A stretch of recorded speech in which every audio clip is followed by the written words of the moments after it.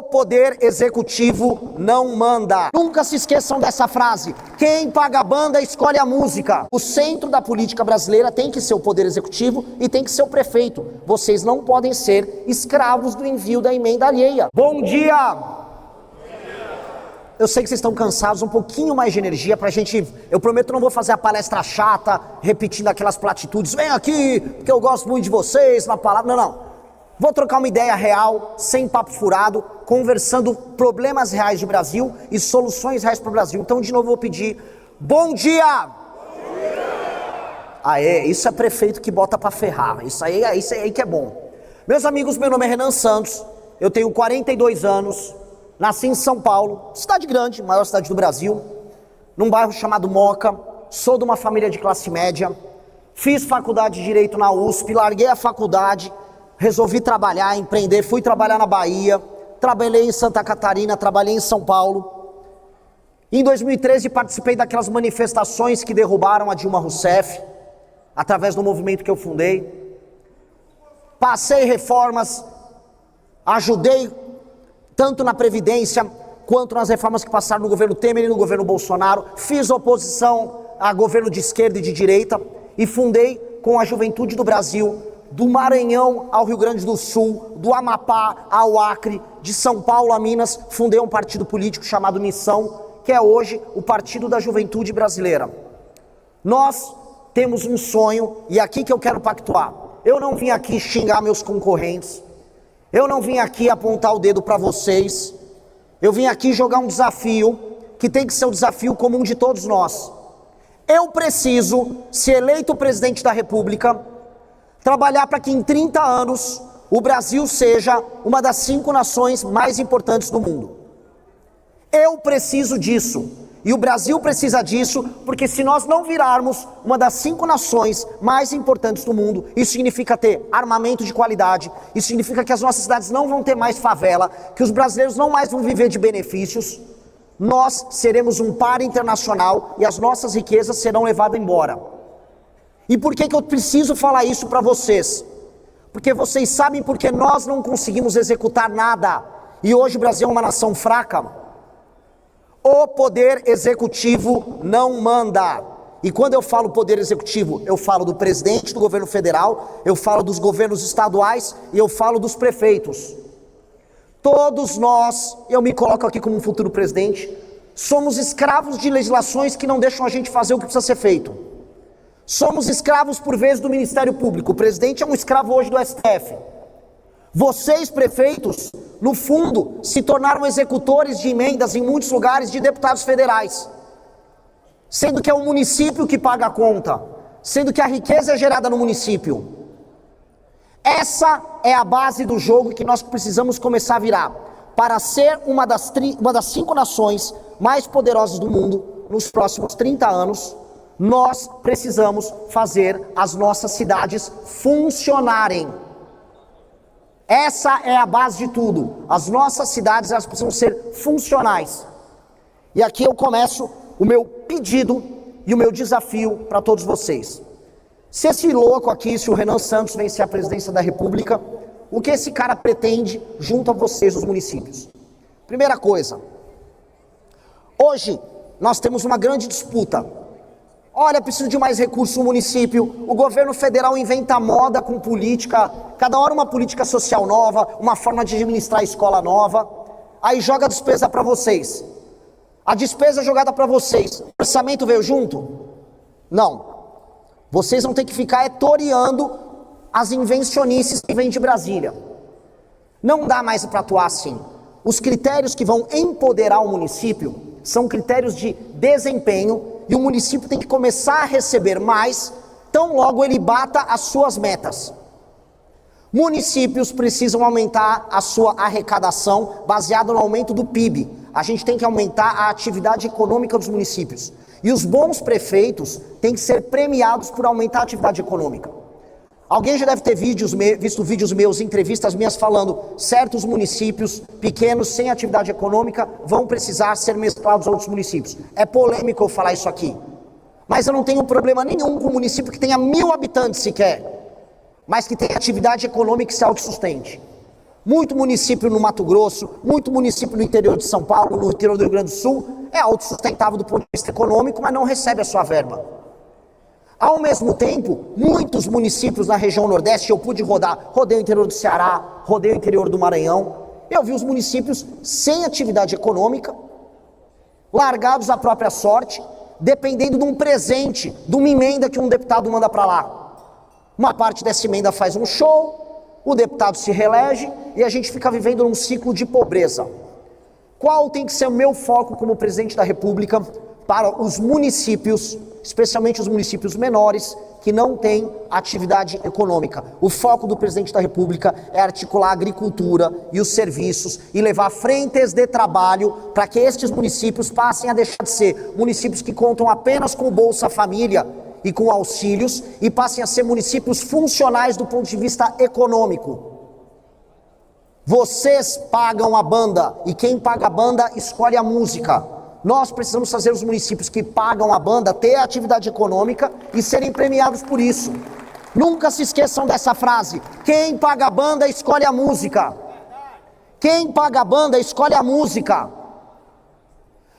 Eu quero, nesse sentido, como o meu foco é aumentar o poder do poder executivo, e eu estou falando em todas as instâncias, eu preciso libertar vocês de um jogo político que é perverso. E qual é o jogo político perverso? Os partidos focam todas as suas estratégias políticas e o sistema político em Brasília é construído para que o deputado mande em você.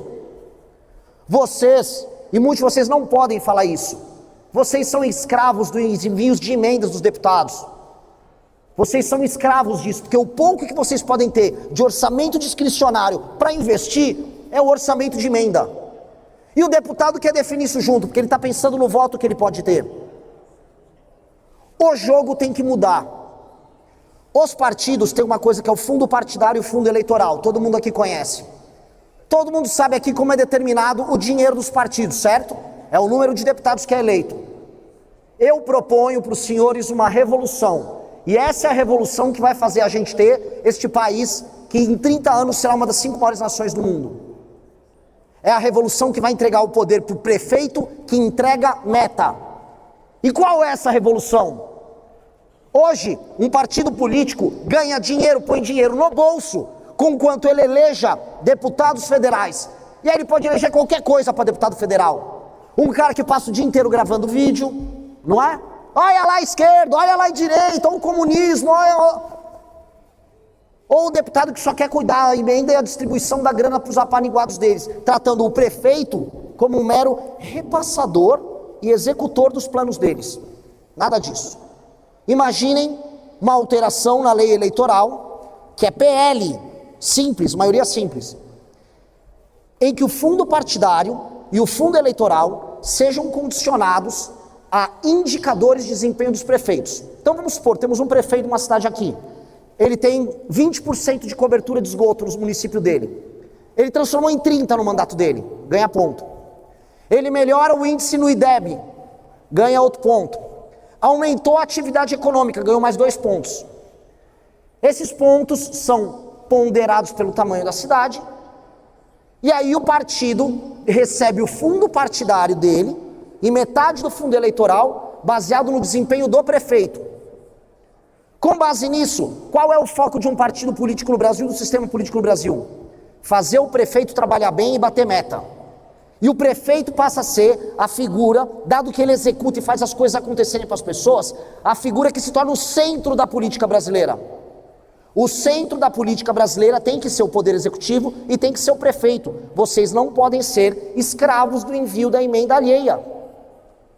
O prefeito que bate meta de desempenho, o prefeito que aumenta a atividade econômica, ele tem que ter, a partir do momento que ele gera mais recursos, um percentual maior. Não é que ele vai receber mais apenas proporcionalmente, tem que receber um percentual maior porque aumentou a atividade econômica.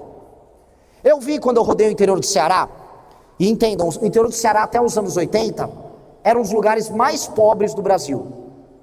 Seca, fome, a gente teve grandes crises de seca e de fome no interior do Ceará ali nos anos 80.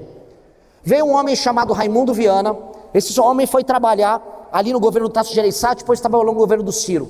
Qual foi o foco daquele homem? Levar desenvolvimento industrial para o interior do Ceará. Ele gerou arrecadação no interior do Ceará. Talvez eu tenha algum prefeito, algum vereador que esteja aqui presente, que foi contemplado nos anos 90 com as empresas que foram ali para o interior do Ceará. Mudou completamente a paisagem das cidades. Sobral só é Sobral por causa disso. Isso tornou essas cidades viáveis e viver nelas melhor, mesmo sendo cidades no sertão, cidades que eram pobres, que viviam apenas de repasses.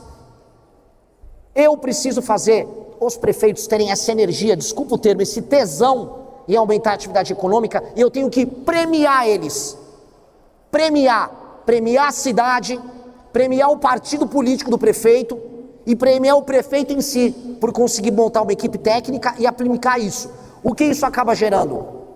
Eu acabo diminuindo ao fazer isso as desigualdades regionais do Brasil, porque o Brasil é um país profundamente regional, profundamente desigual e que passou a se odiar. Hoje, uma parte da população do meu estado, São Paulo, uma parte da população do Sul, acaba se ressentindo com, vai mais verba para o Norte, vai mais verba para o Nordeste. Eu gravo vídeos falando disso o tempo todo.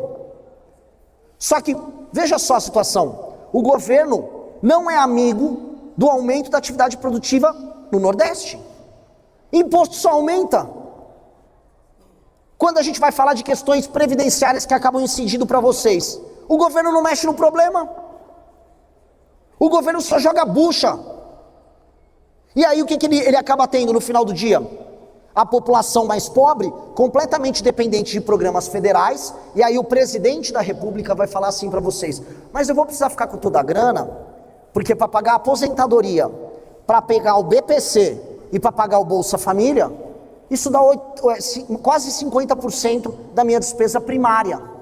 Logo eu vou ter que cobrar o imposto, né? E sei lá, vocês que se virem. Não dá para ser assim. Não dá para ser assim. Não pode ser assim. Um país sério, que tem cidades sérias, e um país que é funcional, as cidades são funcionais. Se a cidade não é funcional, o país é doente. As nossas cidades estão cada vez menos funcionais. Tem muitas cidades que você pega o carro e roda o Brasil, e você percebe que são ficções jurídicas. Elas recebem um orçamento, mas não têm atividade econômica, ficam dependentes um dia de aparecer ali um deputado que vai mandar uma emenda, e aí quando olha para o governo federal ele está falando de coisas distantes, vivendo um mundo à parte. Nós temos que sair do mundo à parte. Quando eu olho e converso com os prefeitos do centro-sul do Brasil, eles querem a infraestrutura e o recurso para continuar tocando a vida deles, porque a boa parte das cidades do centro-sul do Brasil já tem atividade econômica condizente, não importa o tamanho dela. Meu trato com elas tem que ser outro. Eu tenho que terminar de deixar as cidades do centro-sul do Brasil se desenvolverem. Agora, os irmãos do norte e do nordeste, o governo federal vai ter que atuar para, na marra, enfrentando oligarquias políticas, fazer os municípios se desenvolverem. Vamos levar o agrodesenvolvido, vamos levar frente de trabalho, vamos fazer zona econômica especial nos municípios do interior do Nordeste, para a gente instalar fábricas, vamos fazer um acordo com os Estados Unidos que está querendo as nossas terras raras, e vamos fazer fábrica para produzir, vamos gerar emprego lá, vamos gerar receita lá, vamos começar a tratar o que eu chamo de o Nordeste enquanto solução, a região Norte enquanto solução. E aí a gente resolve os desequilíbrios.